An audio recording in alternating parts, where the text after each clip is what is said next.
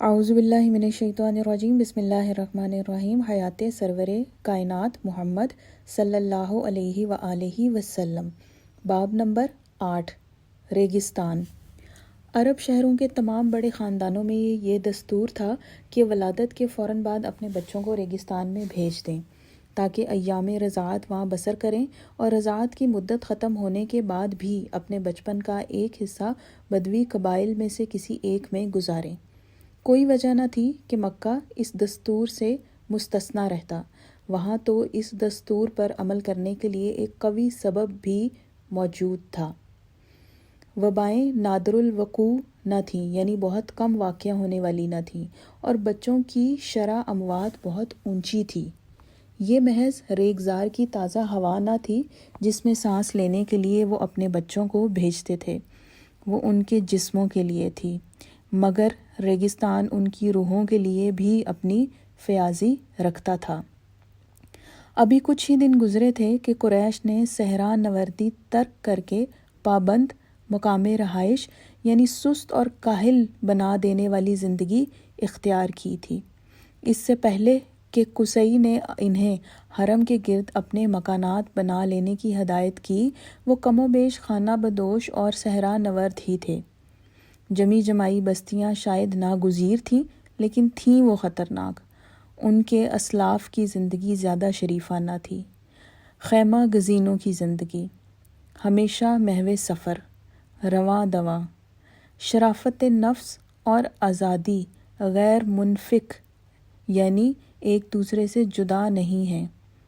صحرا نورد مرد آزاد ہوا کرتا ہے، ریگزار میں آدمی کو احساس ہوتا ہے کہ اپنے ماحول کا وہ مالک و مختار ہے، اور چونکہ وہ مالک و مختار ہے اس لیے ایک معنی میں زمانے کے تسلط سے اس کو فرار بھی حاصل ہے۔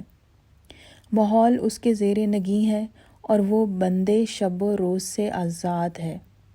خیمہ اکھاڑتے ہی اپنے جتنے گزرے ہوئے کل تھے سب کو وہ خیر آباد کہہ دیتا ہے، اور آنے والا کل اگر اس کے کب اور کہاں کو ابھی آنا باقی ہے تو اس کی ہلاکت آفرینی یعنی تباہی و بربادی کم ہی لگتی ہے۔ اس کے برخلاف شہر کا باشندہ ایک قیدی ہوتا ہے، اور ایک جگہ پابند ہو کر رہنا، گردش روز و شب کا چکر، زمانے کا ہدف بننا ہے۔ زمانہ سب چیزوں کو تباہ و برباد کر دینا جس کا کام ہے۔ شہر بد اتواری یعنی برے طور طریقوں کے اڈے ہوتے ہیں۔ کاہلی اور سہل انگاری ان کی دیواروں کے سائے میں دبک کر بیٹھی رہتی ہے، اس طاق میں کہ انسان کی چستی اور پھرتی، حزم یعنی دور اندیشی اور احتیاط، اور بیدار مغزی کی دھار کو کند کر دے یعنی کمزور کر دے۔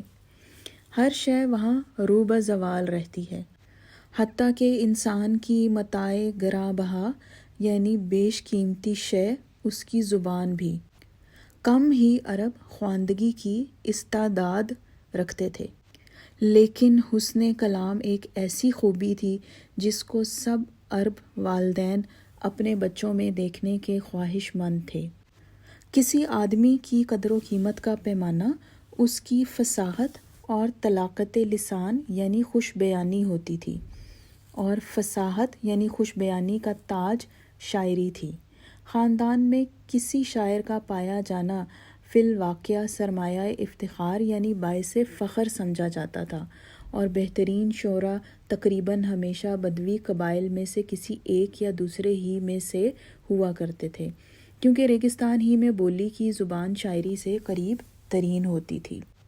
اس لیے ہر نسل میں ریگستان سے رابطے کی تجدید کرنی پڑتی تھی۔ پھیپھڑوں کے لیے تازہ ہوا، زبان کے واسطے خالص عربی، روح کی خاطر آزادی۔ قریش کے بہت بچے کوئی 8 سال تک ریگستانوں میں رکھے جاتے تھے تاکہ ریگزار کی آب و ہوا کا ان پر پائیدار اثر ہو سکے، حالانکہ کم تر برسوں کا قیام بھی ان کے لیے کافی تھا۔ بعض قبائل بچوں کی نگہداشت اور پرورش کے تعلق سے اونچی شہرت رکھتے تھے۔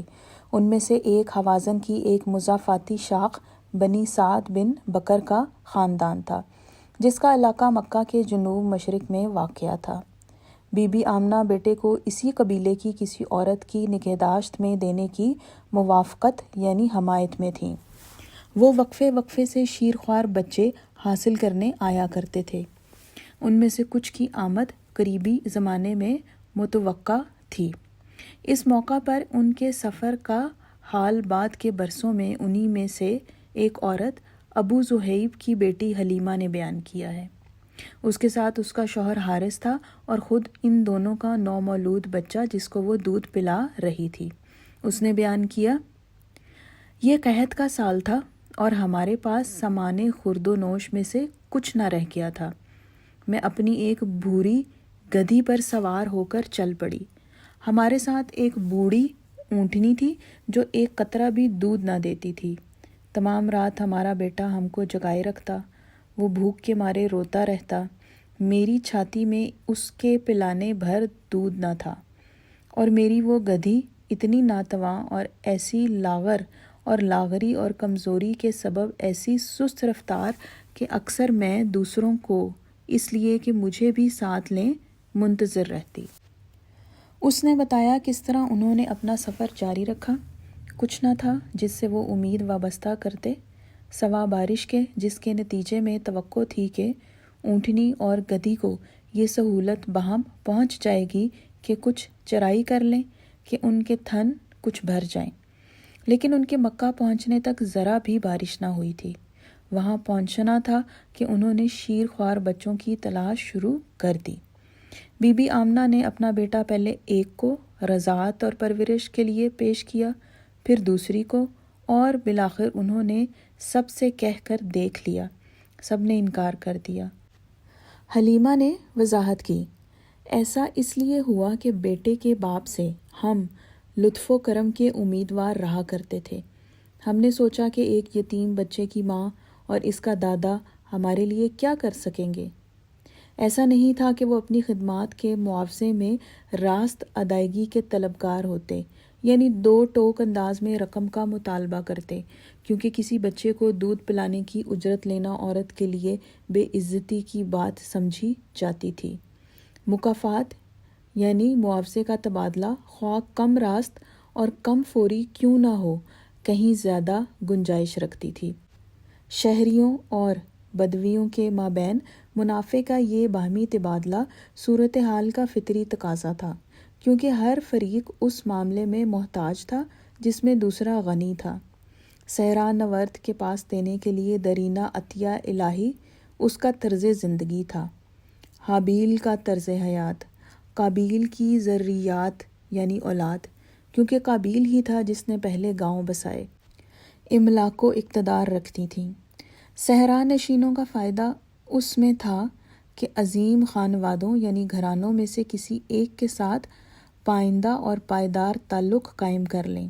رضائی ماں ایک نیا بیٹا پالتی تھی جس سے وہ توقع رکھتی تھی کہ اپنی اصل پہلی ماں کے علاوہ وہ دوسری ماں کی حیثیت سے اس کو دیکھے گا اور اس سے متعلق اپنی فرزندانہ ذمہ داری محسوس کرے گا، اور اس کے اپنے بچے رضائی بھائی کو اپنا بھائی سمجھے گا۔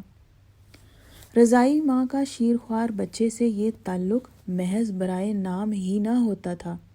عربوں کی رائے ہے کہ چھاتی وراثت کے واسطوں میں سے ایک واسطہ اور وسیلہ ہے، اور یہ کہ شیرخوار دودھ کے ساتھ وہ صفات بھی اپنی فطرت میں اخذ کرتا ہے جو اس کی رضائی ماں میں ہوتی ہیں، لیکن خود شیرخوار سے بہت کم یا کچھ بھی توقع وابستہ نہیں کی جا سکتی جب تک کہ وہ سن رشد یعنی سمجھ بوجھ کی عمر کو نہ پہنچ جائے۔ اس دوران عام طور پر اس کے باپ پر ہی انحصار کیا جا سکتا تھا کہ وہ فرائض جو دراصل اس کے بیٹے پر عائد ہوتے ہیں ان کو وہ پورا کرے گا۔ دادا کا بہت دور سے تعلق ہوتا ہے، اور اس معاملے میں انہوں نے جان ہی لیا ہوگا کہ عبد المطلب بوڑھے آدمی ہیں جن کے بارے میں معقولیت کے ساتھ یہ توقع نہیں کی جا سکتی کہ زیادہ دن جئیں گے۔ جب ان کا انتقال ہوگا تو ان کا وارث ان کا بیٹا ہوگا، پوتا نہ ہوگا۔ جہاں تک بی بی آمنہ کا تعلق ہے وہ مفلس ہیں۔ رہا بیٹا تو اس کے باپ کی عمر اتنی کم تھی کہ وہ دولت کیا اکٹھا کر پاتے۔ انہوں نے اپنے بیٹے کے لیے بس کوئی 5 اونٹ، بھیڑ بکریوں کا ایک چھوٹا سا گلہ اور ایک لونڈی چھوڑی تھی۔ ابن عبداللہ اس میں شک نہیں کہ عظیم خانوادوں میں سے ایک خاندان کا بچہ تھا، لیکن یہ بھی حقیقت ہے کہ اس سال جتنے بچے رضاعت اور پرورش کے لیے ان عورتوں کو پیش کیے گئے تھے ان میں سب ہی سے کہیں زیادہ غریب بچہ تھا۔ دوسری جانب رضائی والدین کے بارے میں ہر چند کہ یہ توقع نہ کی جاتی تھی کہ دولت مند ہوں، تاہم یہ خواہش ضرور ہوتی تھی کہ بہت غربت زدہ نہ ہوں، اور یہ ظاہر تھا کہ حلیمہ اور اس کا شوہر اپنے ساتھیوں میں سے ہر کسی کے مقابلے میں زیادہ مفلوق الحال تھے۔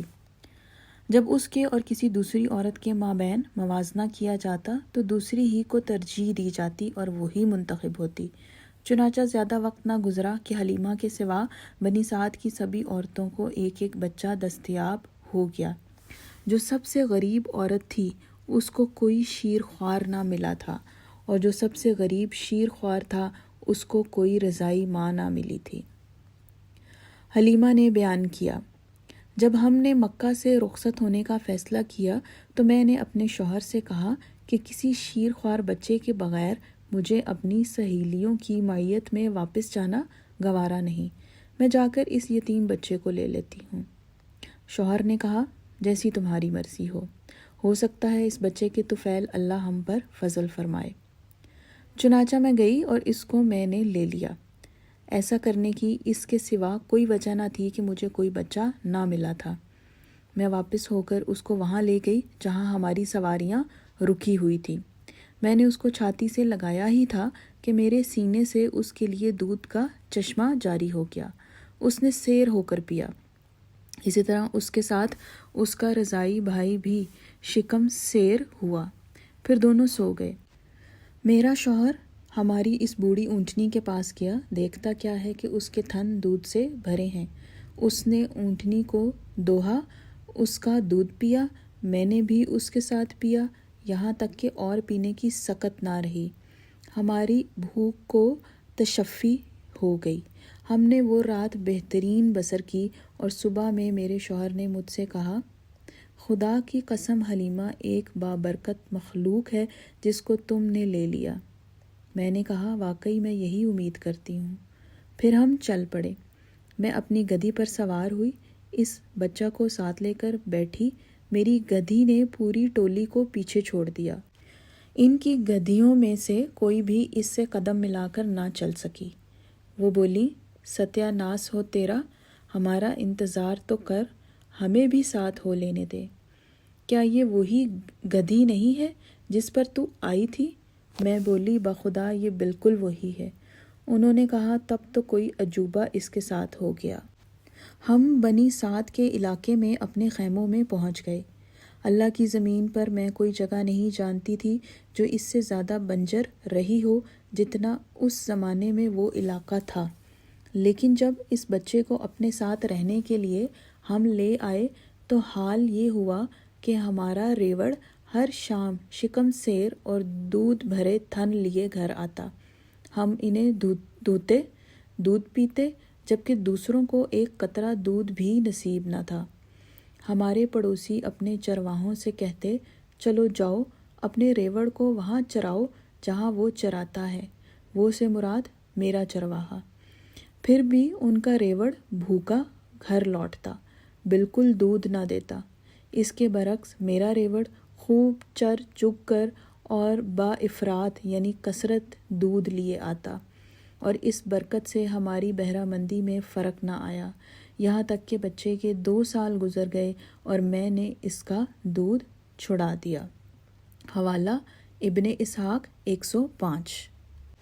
اپنا بیان جاری رکھتے ہوئے حلیمہ نے کہا، اس کی نشو نما خاصی ہو رہی تھی۔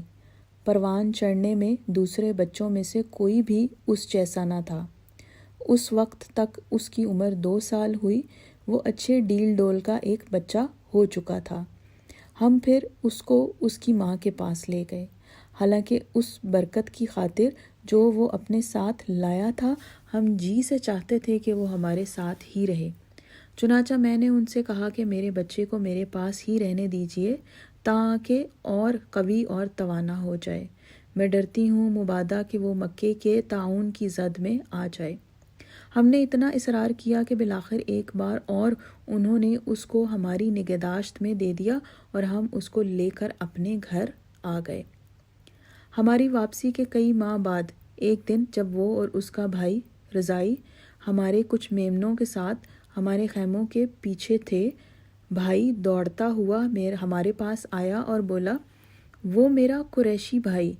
سفید لباس میں ملبوس دو آدمی اس کو لے گئے، لٹایا، اس کا سینہ شق کیا اور اب اپنے ہاتھوں کو سینے کے اندر گھما پھیر رہے ہیں۔ چنانچہ میں اور اس کا رضائی باپ اس کے پاس گئے۔ ہم نے اس کو کھڑا پایا، مگر اس کا چہرہ بہت زرد تھا۔ ہم نے اس کو گلے لگایا اور پوچھا، میرے لال، تجھے کیا تکلیف ہے؟ اس نے جواب دیا، سفید لباس میں ملبوس میرے پاس دو آدمی آئے، انہوں نے مجھے لٹایا، میرا سینہ شق کیا، پھر اس کے اندر ٹٹولتے رہے۔ مجھے معلوم نہیں کیوں، کس چیز کی تلاش تھی ان کو۔ حوالہ ابن اسحاق 105۔ حلیمہ اور اس کے شوہر حارث نے ادھر دیکھا ادھر دیکھا، لیکن ان آدمیوں کا کوئی پتہ نہ تھا، نہ وہاں خون ہی تھا نہ کوئی زخم، جس سے اس بات کی تصدیق ہوتی جو بچوں نے بتائی تھی۔ کتنی جرح کی گئی، لیکن وہ نہ ان کو بیان واپس لینے پر آمادہ کر سکی، نہ اپنے بیان میں کسی قسم کی ترمیم پر۔ لیکن ان کے رضائی بیٹے کے سینے پر خراش کا نام و نشان تک نہ تھا، نہ اس کے ننھے بھرے پورے جسم پر کوئی داغ دھبا ہی تھا۔ واحد غیر معمولی شے اس کی پیٹھ کے وسط میں دونوں شانوں کے بیچ تھی، ایک چھوٹا مگر واضح بیضوی نشان، جہاں گوشت خفیف سا ابھرا ہوا تھا، جیسے پیالہ نما شیشے کو رکھ کر دبا دینے سے ابھر آئے، لیکن یہ ابھار وہاں اس کی پیدائش کے وقت بھی موجود تھا۔ بعد کے برسوں میں آپ صلی اللہ علیہ وآلہ وسلم اس واقعے کو زیادہ تفصیل سے بیان کر سکتے تھے، چنانچہ آپ صلی اللہ علیہ وآلہ وسلم نے فرمایا، میرے پاس دو شخص آئے سفید پوش، وہ ایک طلائی یعنی سنہری ظرف لے کر آئے تھے جو برف سے بھرا تھا۔ انہوں نے مجھے پکڑا، میرا سینہ چاک کر کے میرا دل باہر نکال دیا، ویسے ہی دل کو بھی چیر ڈالا اور اس میں سے ایک سیاہ منجمد خون کا لوتھڑا نکالا اور دور پھینک دیا۔ بعد ازاں انہوں نے میرے دل اور میرے سینے کو برف سے دھویا۔ حوالہ ابن سعد 96۔ آپ صلی اللہ علیہ وآلہ وسلم نے مزید فرمایا، ہر ابن آدم کو جس دن اس کی ماں اس کو جنتی ہے، شیطان چھوتا ہے، سوا مریم علیہ السلام اور ابن مریم علیہ السلام کے۔ حوالہ بخاری 546۔